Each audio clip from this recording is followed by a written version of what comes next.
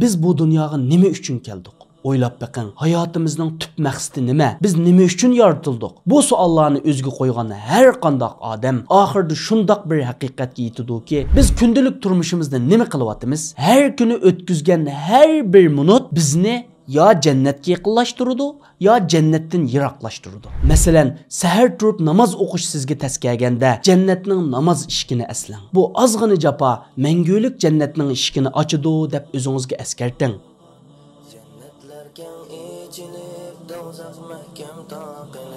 Yetib keldi bizlarga xush muborak Ramazon, ibodatda usul ko'p, fazilatga boy. Assalomu alaykum aziz qarindishim. Biz bu dunyoga nima uchun keldik? O'ylab bakın, hayatımızın tüp maqsadi nima? Biz nima uchun yaratildik? Bu savollarni o'ziga qo'ygan har qanday odam oxirida shundoq bir haqiqatga yetadiki, biz bu dunyoda mangu qolmaymiz. Balki oldimizda mangulik bir hayot bor. U bo'lsa-mu jannat. Allah Taala salih bendelerge va'da qilgan ashu güzel makan. Allah Taala Qur'oni Karimda mundaq deydi: "Va sari'u ila magfiratin min rabbikum va jannatin 'arduha as-samawati wal ardu u'iddat lil muttaqin." Zarb qarajim bu oyatning tafsirida mundaq bayon qilgan. Allah Taalaning kechirimiga erishtiradigan amallarni qilishga oldiranglar. Shundaqla kengligi osmon zamin chikiladigan jannatga kirishga sabab bo'ladigan amallarni qilishni baslashinglar. Bu jannat taqvodorlar uchun, ya'ni cho'ng gunohlar küpürden, şirikten, cazandan, başka barlıq günahlardan yirak turğanlar üçün tayyorlangan degan. Undaqda cennet degan zodi qandaq joy? Cennet degan faqat oddiy bir bog'cha yoki rohat farog'at o'rnila emas. U Alloh taolaning roziligiga erishgan bandalar uchun tayyorlangan mukammal bir makondir. Hadisda payg'ambar sallallohu alayhi vasallam Alloh taolo mundaq dedi: "Men solih bandalarim uchun ko'zlar ko'rib boqmagan, quloq anglab boqmagan, insonning ko'ngliga kechib boqmagan narsalarni tayyorladim" deydi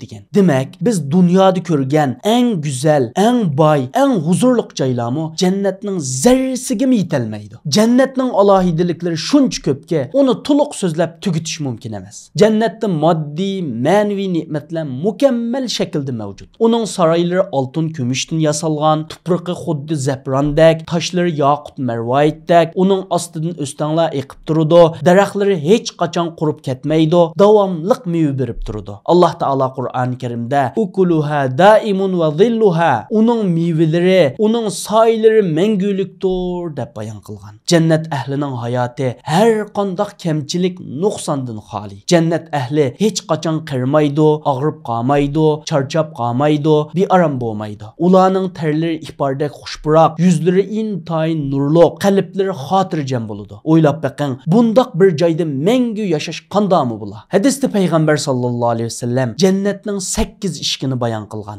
Har bir eshikning ma'lum amal egalari uchun ochildiganligini so'zlagan. Payg'ambar sallallohu alayhi vasallam: "Faman kana min ahli salati du'ya min babi salah." Kimki namoz ahlidan bo'lsin, namoz eshigidan chaqiriladi. "Va man kana min ahli al-jihad du'ya min babil jihad." Kimki jihad ahlidan bo'lsa, mujohid bo'lsa, jihad eshigidan chaqiriladi. "Va man kana min ahli as-siyam du'ya min babir rayyan." Kimki roza ahlidan bo'lsa, rayyan eshigidan chaqiriladi. "Va man kana min ahli as-sadaqati du'ya min babi sadaqa." Kimki sadiqa ahlidan bo'lsa, sadiqa eshigidan chaqiriladi dedi. Abu Bakr radhiyallohu anhu: "Anam dadam sana pido bo'lsin ey Allohning elchisi. Bir kishining oshu eshiklarning birerdan chaqirilishining nima ahamiyati bor? Bir odam oshu eshiklarning hammasidan chaqirilamdi" deb so'radi. Payg'ambar sallallohu alayhi vasallam: "Ha, chaqiriladi. Men sening oshu kishilarning qatoridan bo'lib qilishingni umid qilaman" dedi. Bu deganlik, siz qaysi amalni ko'p qilsangiz,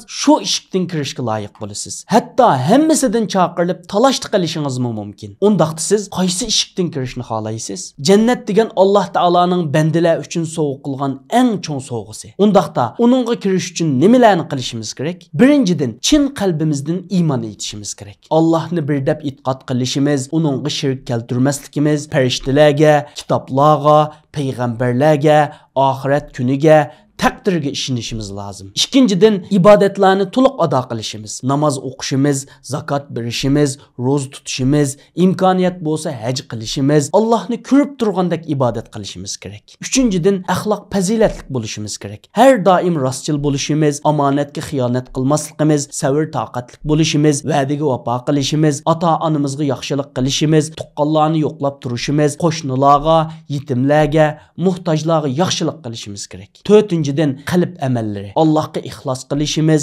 Allohga tavakkul qilishimiz, Allohni uning elchisini yaxshi ko'rishimiz, Allohdan qo'rqishimiz, uning rahmatini umid qilishimiz, sabr qilishimiz, shukr qilishimiz kerak. Bular bo'lsa jannatga kirishning asosli ochqichlari. Oldingizda jannat darvozalari uchoq, chiroqlari parlaq, yo'llari aniq turibdi. Biroq shuni unutmangki, eng muhimi bu amallarni chin qalbimizdan ixlos bilan qilishimiz kerak. Aziz qarindishim, jannatda nurg'un go'zal ne'matlar bor. Biroq eng katta ne'mat nima bilamsiz? U bo'lsa-mu Alloh taoloning jamolini ko'rishdir. Bu ne'mat shuncha kattaki, jannat ahli Allohning jamolini ko'rganda jannatning boshqa barliq ne'matlarini unutib ketadi. Alloh taolo Qur'oni Karimda lillazina ahsanul husna va ziyada. Yaxshi ish qilganlarga jannat va uningdan yaxshi narsa, ya'ni Allohning jamolini ko'rish bor deb bayon qilgan. Biz kundalik turmushimizda nima qilyapmiz? Har kuni o'tkazgan har bir minut bizni ya jannatga yaqinlashtiradi,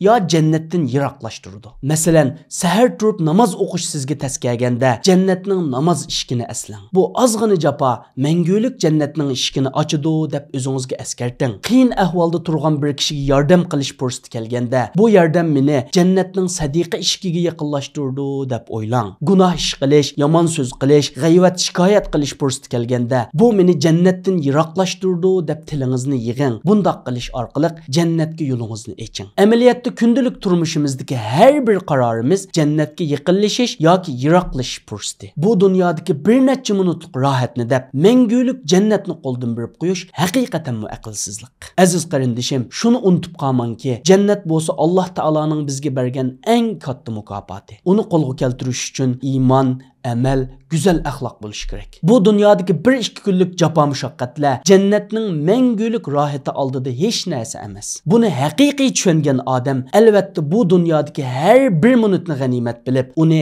jannatga yetish yo'lida sarf qiladi. Bu dunyo nihoyat qisqa bir safar. Jannat bo'lsa mangulik makon. Undaqda nimishqa mangulik jannat uchun vaqtimizni, milimizni, kuchimizni sarf qilmaymiz? Har birimiz jannatga yetish uchun tirishishimiz, uning yo'llarini izlashimiz, uning loyiq amallarni qilishimiz kerak. Ey Alloh, bizni jannatingga loyiq bandalardan qilgin, bizga jannatga kirish yo'llarini oson qilgin, bizni jannatda jamolingni ko'rish sharafiga muyassar qilgin. Amin.